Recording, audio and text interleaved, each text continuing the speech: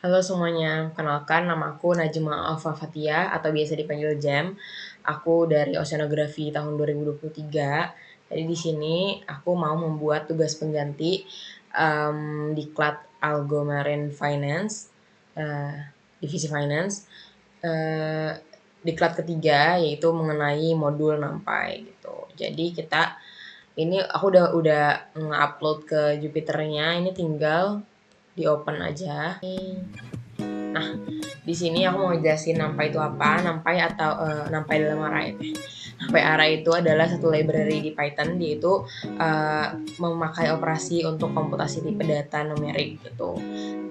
Kenapa tipe data numerik? Jadi NumPy itu kan dia itu singkatan dari numeric Python. Jadi dia itu kalau misalnya mau data-data yang numerik itu pakai si NumPy ini gitu. Singkatan itu NP dan dia itu bisa dalam beberapa dimensi atau multidimensional itu, dua dimensi atau lebih. Kayak di sini yang pertama itu ini ada import NumPy snp rr atau sama dengan np.array 1 2 3 4 5. Kayak di sini ada si kurung siku. Nah, kita mau ngeprint si arraynya ini atau HRR. Nah, kita bakal ngeprint si yang di atas ini, angka yang udah dimasukin di atas ini.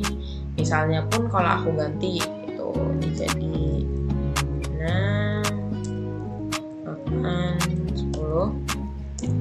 Nah, perannya juga sama gitu. Kayaknya lanjut ke tadi yang satu dimensi, ini ke dua dimensi. Nah, perbedaan itu apa? Perbedaan dari si kurung sikunya itu. Jadi si kurung sikunya itu kayak siku yang pertama itu kan dia kalau ada satu doang itu dia mewakilkan satu dimensi. Tapi karena ada dua, jadi ada dimensi pertama dan dimensi di dalamnya gitu. Dalamnya itu adalah si dua ini. Nah, si dia ini si dimensi di dalam si dimensi yang pertama ini, dia ini kan ada si 4, 5, 6 sama 7, 9, 11. Dia kan dibedakan dengan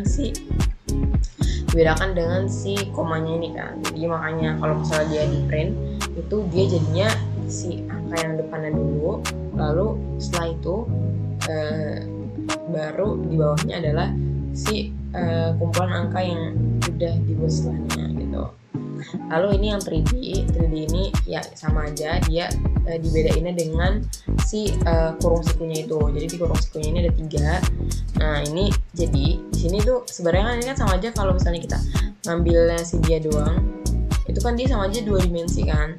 2 dimensi ini juga sama 2 dimensi. Jadi sama aja si dalam satu dimensi dia itu di dalamnya tuh ada 2 dimensi. Jadi kayak ada dimensi lagi, jadi 3 dimensi. Makanya jadi 2 dimensi ini kan satu dimensi nih, terus 2 dimensi membentuk sebuah bangun. Terus setelah dia ditambah, setelah ada 2 dimensi lagi, jadinya terbentuklah ruang gitu. Intinya singkatnya seperti itu lah. Nah, akhirnya makanya dia kalau ke print jadi seperti ini. Jadi sama aja tuh kayak kalau di atas ini kan dia si 2 dimensi doang, jadi 2 dimensi ini lalu dia bawahnya itu ada si dimensi yang lain gitu, ada di si 2 dimensi yang lain gitu, jadi masuk 3 dimensi. Kayak di sini kita lanjut ke jumlah dimensi dalam array. Endim itu aku nggak tahu baca benar atau enggak. Endim ini digunakan untuk memberitahu kita seberapa banyak jumlah dimensi yang dimiliki dalam array tersebut. Kayak di sini kan kita punya ada A, B, C, D. Untuk di A ini ada NP array-nya itu 42. Nah, kalau kita ngeprint dia itu cuma 0 doang. Kenapa? Karena di sini dia tuh tidak ada dimensi. Misalnya dia kalau misalnya kita pakai kurung siku, dia tuh kebaca dimensinya meskipun dia cuma satu angka doang. Tapi karena dia nggak pakai kurung siku makanya jadi 0 gitu. Nah, di sini juga sama aja untuk B ini, ya ini satu dimensi udah jelas. Kita bisa lihat dari si kurung siku yang ada di paling depan gitu. Intinya 1, 2, 3. Oke. Lanjut aja.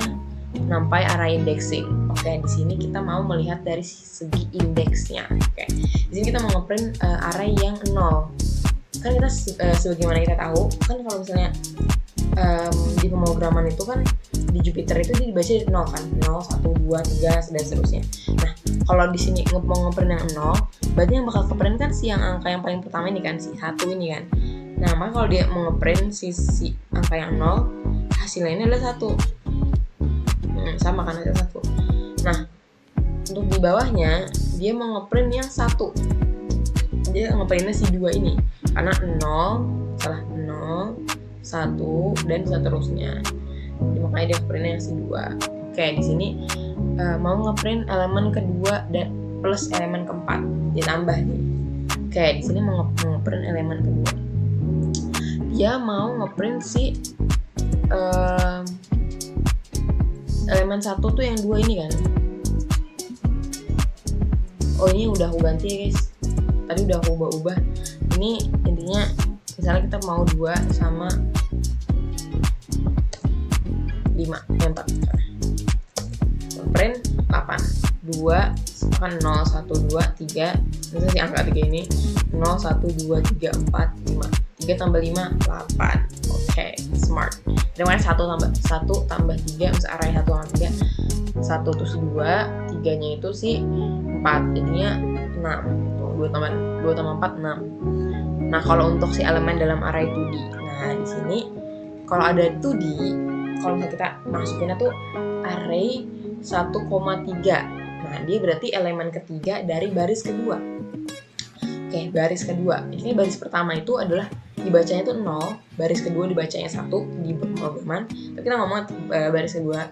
Oke, berarti di baris kedua ini kita mau yang elemen ketiga. Jadi 0, si 6 ini 0, 7 ini 1, 8 ini 3. Jadi baris kedua di elemen ketiga dari baris kedua itu adalah apa?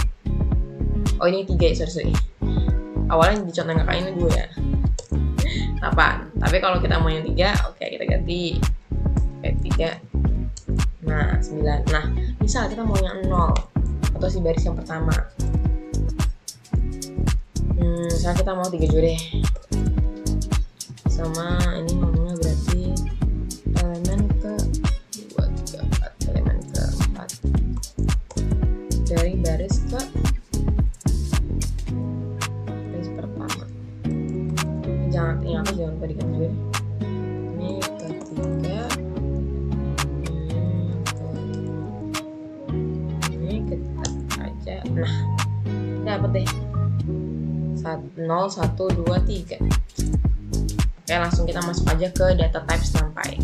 Ada integer, boolean, unsigned integer, float, complex float, time delta, datetime, object, string, unicode string. Oke, kita masuk ke integer dulu. Integer seperti yang kalian tahu itu aduh, jangan dilihat ya guys, ini udah aku kotak-katik. Oke. Ini nah, jangan lihat ya. Ini integer. Oke, kita masuk integer. Integer itu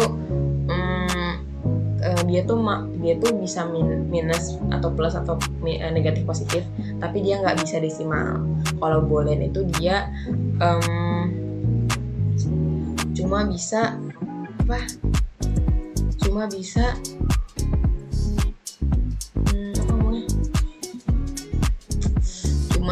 true or false. Jadi dia bisa ngebaca si angka itu true or false gitu.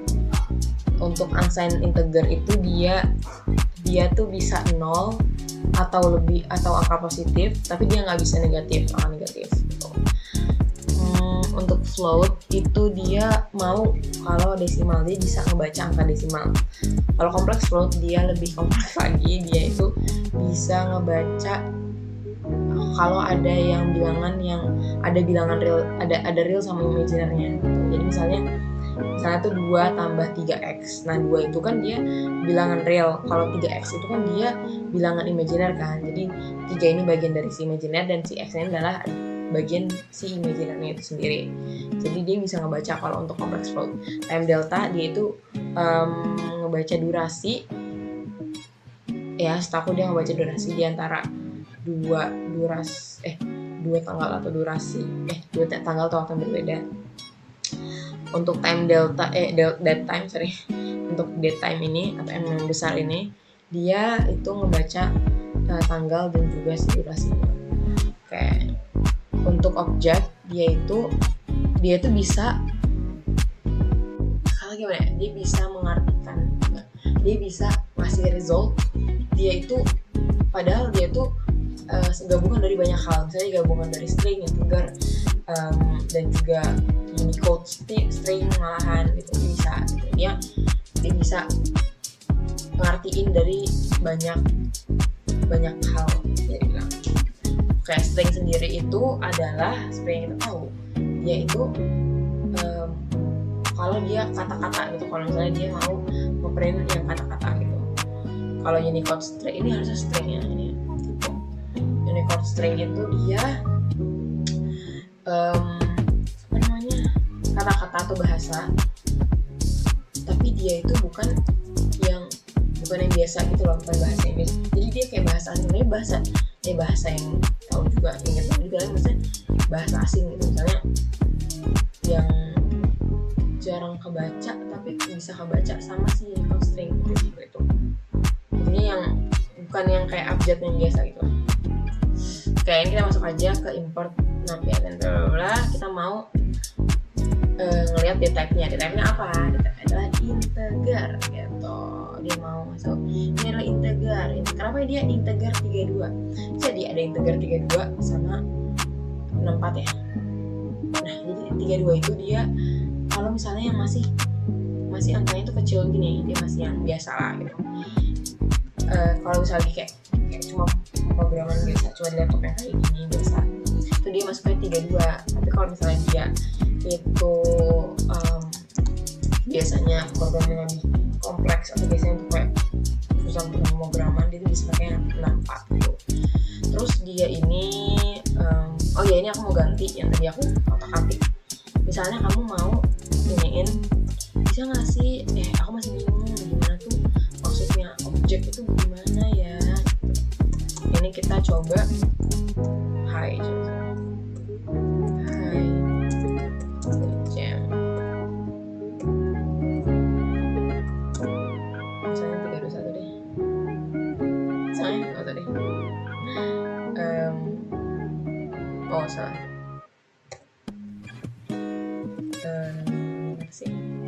Type itu adalah di sini jangan lupa ditambah print array. Tara, jadi ada dua, dia tuh bisa nulis yang si angkanya ini atau si integernya ini sama ini si stringnya, dan dia bisa kawan dia adalah objek. Terus ini ada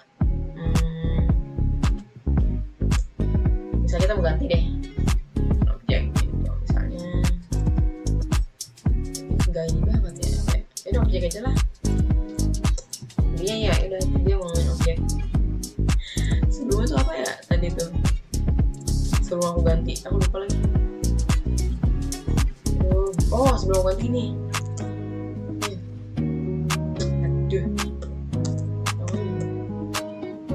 boleh nggak sih ya enggak, dia bawah nih, bener deh ini objek ya gitu guys. Ini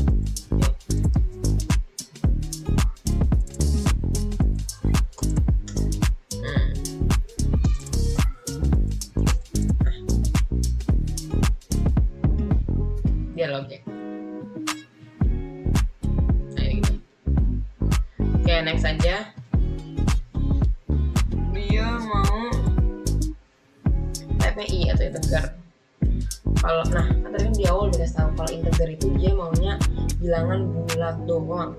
Mau dia minus, mau dia plus, positif negatif itu, tapi dia maunya bilangan bulat.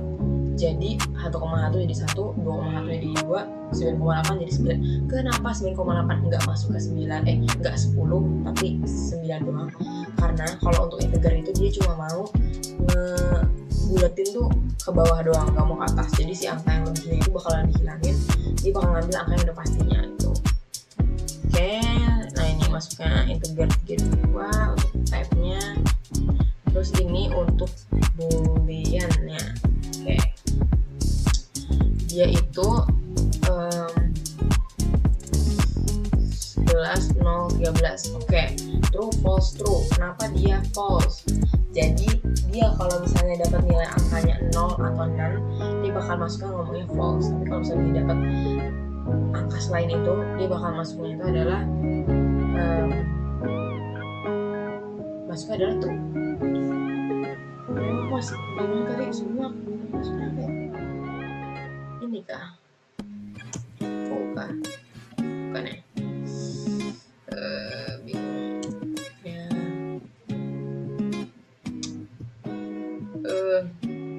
S kah? Mungkin S ya. Gue deh coba. Oke, tadi aku udah tahu ini itu awalnya apa. Awalnya itu S ya guys, S gede. Nah, nih awalnya maksudnya apain tuh B itu sebagai byte. Jadi dia tuh ada byte 1, 2, 3, 4. Jadi dia tuh kayak mengklasifikasikan dia tuh byte yang 1, 2, 3, 4. Nah, untuk si S1 ini dia itu dia kan tidak dalam byte tertentu gitu kan. Terus yang satu itu adalah menandakan bahwa dia hanya ada satu karakter gitu ya. Terus di sini ada ini udah aku jelasin ya. Oke. Terus yang bawahnya juga udah aku jelasin. Nah, kita masuk aja ke transpose matrix. Nah, di transpose matrix itu dia mau bikin matrix itu. Kalau kalian bikin matrix itu kan kayak ke bawah gitu kan. Kalau misalnya dua ini bisa ke bawah.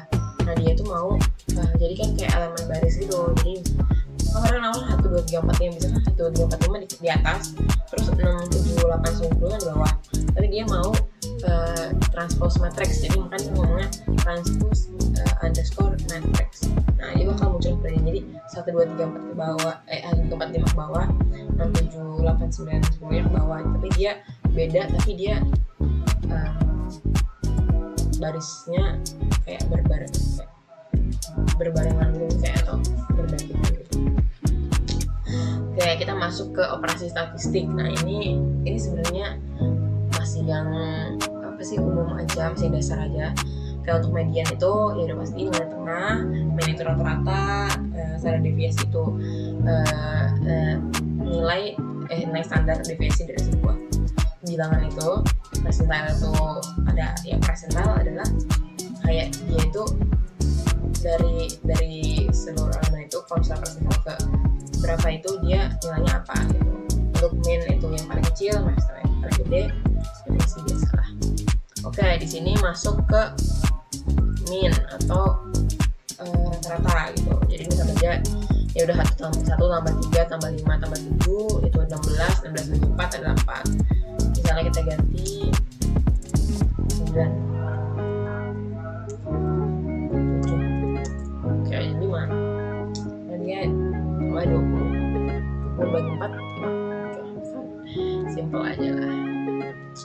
Oke, nilai tengah 1, 2, 3, 4, 5, 6, 7, 8, 9, 10. Nah, berarti kan dia kan nilai tengahnya itu di antara 5 sama 6. 5 tambah 6 itu 11, 11 bagi 2 itu adalah 5,5. Misalnya angka 10 ini kita hilangin. Nah, itu 5, karena yang tengah itu 5.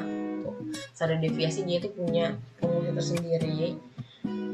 Kalau nggak salah itu akar rata-rata dari si dia tuh kayak nilai pertama, nilai kedua berapa itu dikurang sama rata-rata keseluruhan, terus dia dipangkatkan 2, terus dibagi sama jumlah angka yang ada. Intinya begitu, itu rumus yang aslinya. Tapi agak ribet ya, mungkin kayak kalau angkanya banyak itu kan jadi susah kan, bisa kayak lama waktu menghitungnya. Tapi bisa pakai kayak gini doang, bisa pakai cuma kayak std deviasi bla bla bla, print std underscore deviasi. Nah, muncul deh si angka yang ini hasilnya. Terus ini kita ke percentile itu oke, Oke, maksudnya adalah apa? Persentil ke 45. Jadi dari keseluruhan dari 1 sampai 19 ini, persentil yang ke 45 itu apa? Persentil ke 45 dari si bilangan-bilangan ini adalah apa? Itu adalah 9,1. Dia itu rumusnya sama dengan aslinya. Kalau nggak salah tuh n kecil, x per n besar buka kurung n plus 1 kalau nggak salah. Intinya seperti itu. Jadi kalau kan bingung kan, jadi misalnya gini, kan dia 45, jadi kayak sama aja dia nilai ke 45 dari si keseluruhan si angka ini gitu. Jadi hasilnya adalah 91. Oke. Jadi untuk nilai maksimum dan minimum, kayak ini gampang sih nilai maksimum minimum. Ya udah, kalau misalnya dia angkanya itu dari 1 sampai 11 ini, yang maksimum tuh berapa? Misalnya kita ganti 13 ini jadi 20. Nah, baca dong 20. Bukan sih 17 lagi. Meskipun dia bukan yang paling akhir. Itu bukan yang angka yang paling akhir, tapi misalnya dia ditaruhnya bukan yang paling terakhir. Misalnya kayak beruntung kan. Misalnya taruh paling tengah, tapi kalau dia bakal kebaca si maksimum atau nilai paling tinggi berapa. Nah, sama aja untuk minimum, tapi bedanya untuk yang paling kecil. Nah, di sini nilai yang paling kecil udah pasti minus 1 gitu. Oke, sekian. Maaf apabila ada salah-salah kata. Terima kasih ya.